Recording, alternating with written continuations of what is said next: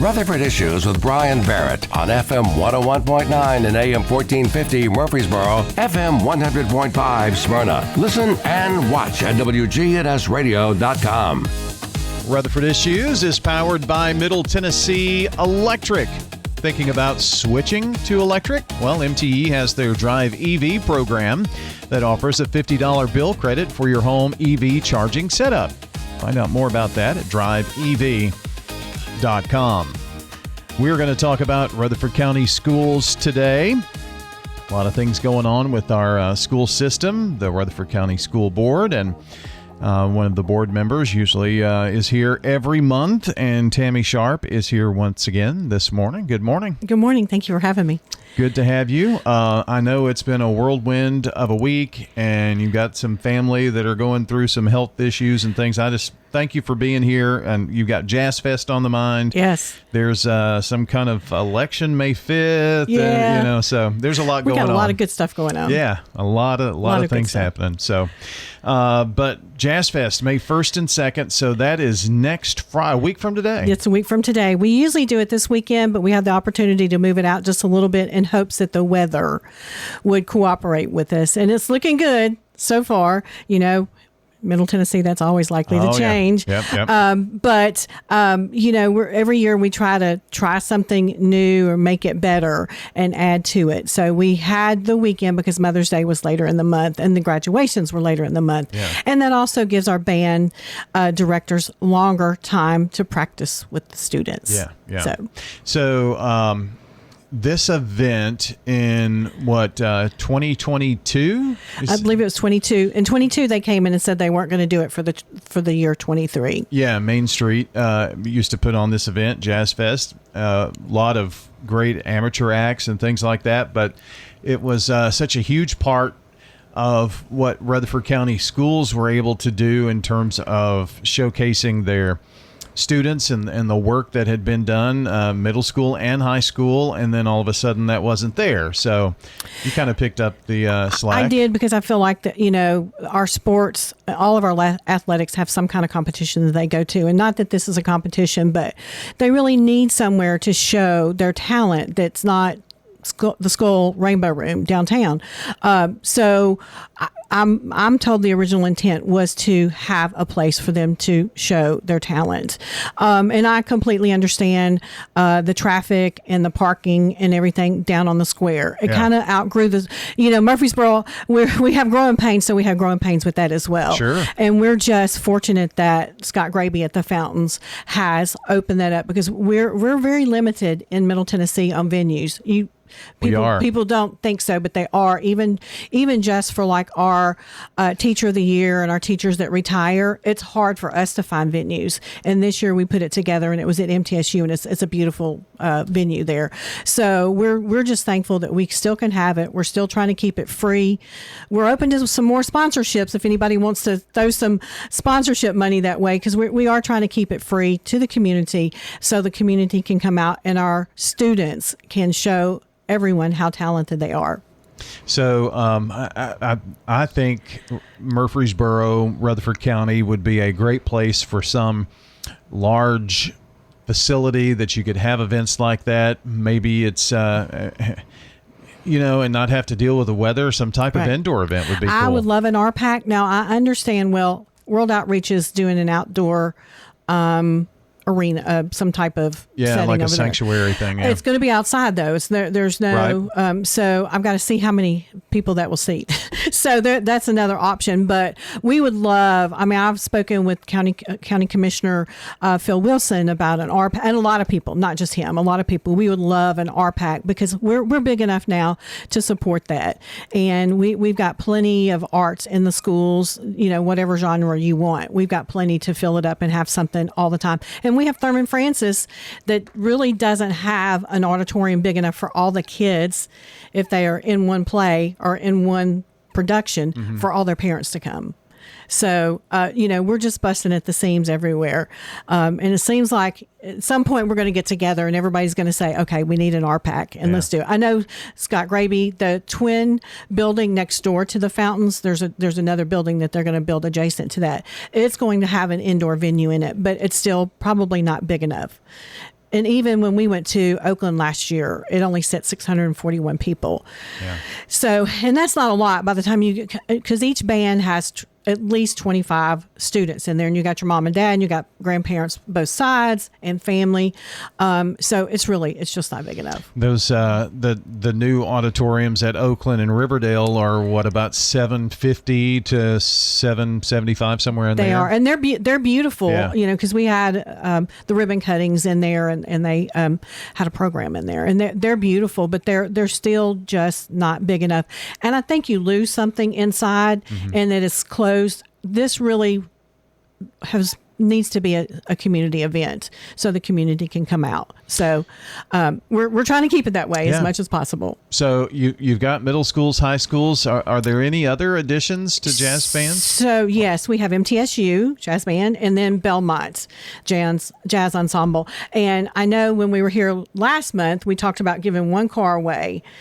I just got word that they're going to give 2 cars away. So 1 car on Friday and 1 car on Saturday. So nice. Mechanics with a Mission and Godspeed are 2 nonprofits that come together. They purchase a car for a deserving individual, and then they fix any mechanic issues that it might have, and then do any body work or something like that for it. And then they donate it to someone like a single mother or a veteran or someone in the community that's just really maybe had a hard time and needs a leg up. So I'm really looking forward to it. I think it's going to be about 6:30 Friday night, and we're looking at 2:30 on Saturday. Okay. So awesome. So this is going to be at the View at the Fountains, but outside, right? Outside, yes. Outside. If there is rain in the forecast, what is the rain schedule? Well, we will call it before then, because we have to arrange for all of the right the equipment to be moved to wherever we're going. It's looking good so far.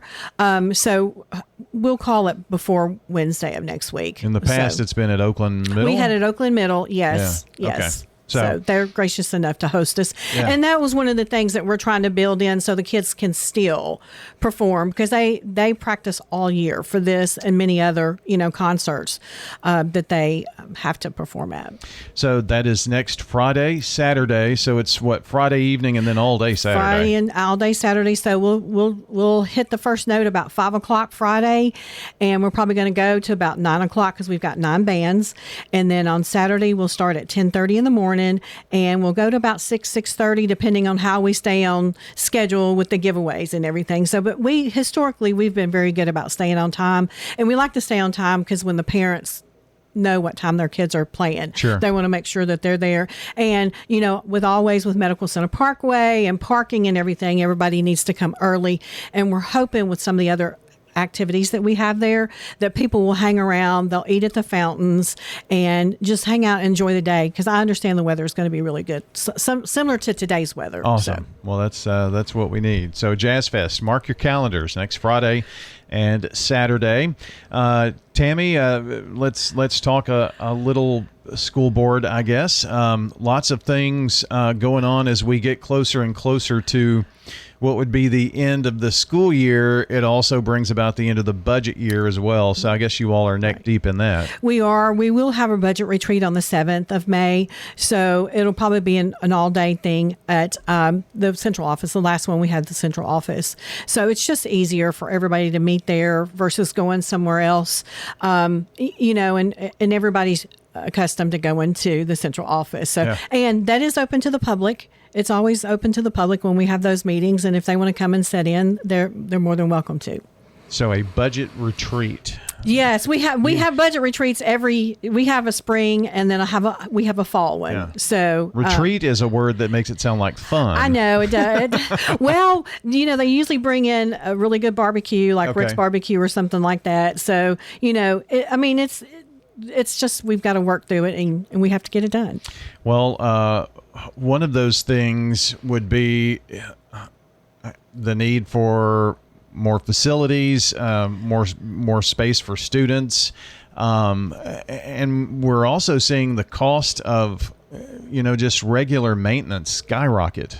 It is, and we're adding another school, so we're adding Poplar Hill Middle this year. So there's a whole new staff with that, and we really didn't hire any new. We just took from some of the other schools, so we didn't have to, add that to the budget. But that's so as you reduce this class size at some schools, you use that staff to make up the new school staff? They can do that. And a lot of them, it's kind of a benefit for the teachers if they live in that area, that they can bring their children along with them, and they don't have to rush to get them to school somewhere else. So that's been a long time benefit for our teachers, and I think that works out really well. Absolutely. I know there's been discussion about McFadden and what that looks like in the future.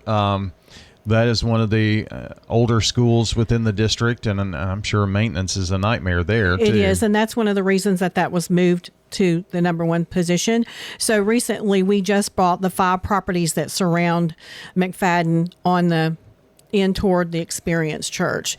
And last night, we okayed the bid process for the demolition and clearing the land and all that. So we're moving a lot along. I don't know that we're going to start on them next year because I don't think that we've got that in the budget. Yeah. But we're moving right along. And, I told Dr. Sullivan last night, I said, if they clear that field off, they'll have a ball field or a soccer field or something over in the mud before we start building. But that's so needed. That Kings Highway, I've been there during dismissal, and, parents are lined up and down the street, sometimes over into the Experience Church, wrapped around and everything. So that's going to give us some more parking space, and we'll be able to route the parents through the parking lot for the pickup line. Lee Road property is also kind of up in your area. I'm not sure it's your district. It's Katie's, but we're hoping to kind of shift some of the Smyrna, because that area, the Smyrna on the west side of 24, that area is still built. They're still building over there, and there's still plenty more available property to build houses. So that we were waiting on one more signature. There was an issue with the property between the two owners, and we're just waiting for one of the signatures. We're told that it's not going to be held up, and we're waiting on the signature. So we should be closing on that one shortly. And that should be the site of a new high school, but I guess... We're hoping for a high school, but we'll look at the numbers once we're finished. So we had... Is that property big? I'm sorry, I didn't mean to interrupt. Is that property big enough for elementary, middle, and high school? We're hoping. Okay. But a lot of that depends on when we get in there and really look at the geos and things like that. So...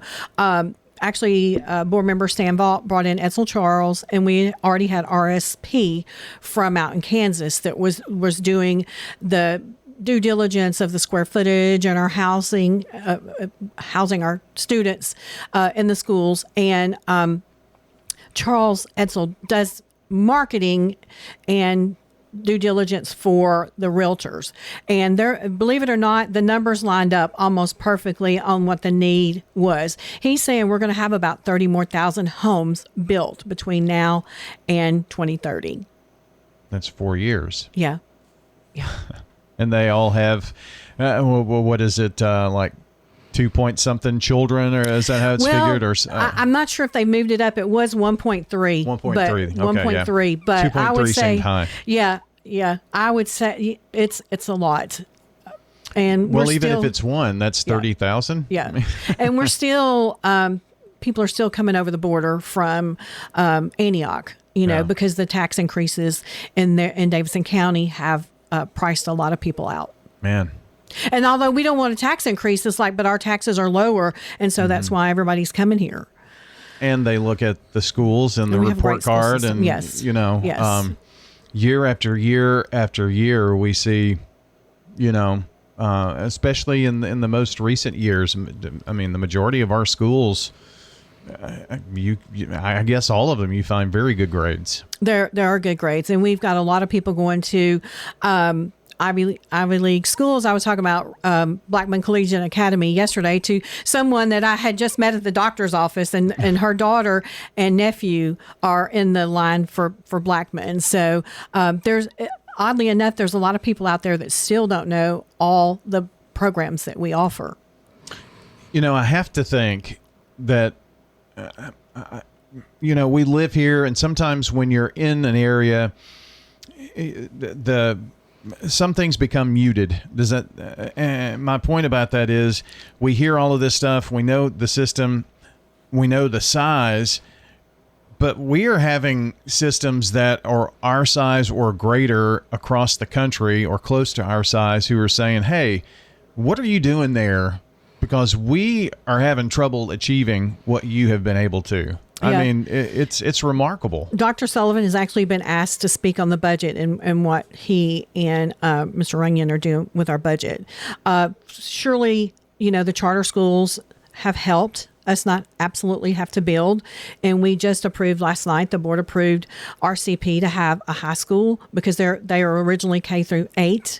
And those parents that are having children that are going to graduate up to the 9th grade, they're wanting to know where their students are going to go. So we did approve that, and they're going to build. And that is one of the good things about the charter schools is they do have skin in the game. They come in and they build the buildings. So that's not on the taxpayers. So now with the money following the students, it just transfers from your traditional public school to your traditional charter school. And I think that it's worth noting too that it's just like you mentioned, it came before the school board and you all had to pass whether that could happen or not. I mean, there is some oversight by the local school board of the charter schools. There is, and they have an annual review. We've done 2 recently of the 2 charter schools that are in existence: ACAR, American Classical Rutherford, and then Springs Academy. And there's always, it's just like working for a big corporation. There are going to be issues that have to be cleaned up and rectified, and we go on with our business because we have the same thing in our school system. It just gets taken care of. Right. So it's just like working for IBM or something like that. Something's out of compliance. Hey, y'all are out of compliance. Let's get it fixed. So, and Dr. McCann has done a fabulous job working with our charter schools. Yeah. He's a great guy. I loved him at Thurman Francis. I hated to see him go, but I'm always proud of our associates who climb the ladder and advance their careers. Well, Tammy, it's already time's up here. Unfortunately, it just went so quick today. But again, JazzFest next weekend, May 1st through the 2nd, next Friday, Saturday. Is there a place online where we can find information about JazzFest? I have. I'll send you the link. I'll send you the link. We do have a Facebook page with the lineup and everything on there. And nice. Rutherford County will start sending out stuff next week. Still have a few moving pieces as usual. As usual. So, but we do have the band lineup, and that's solidified as far as we know. All right. And so it's at the Fountains at Gateway, Medical Center Parkway.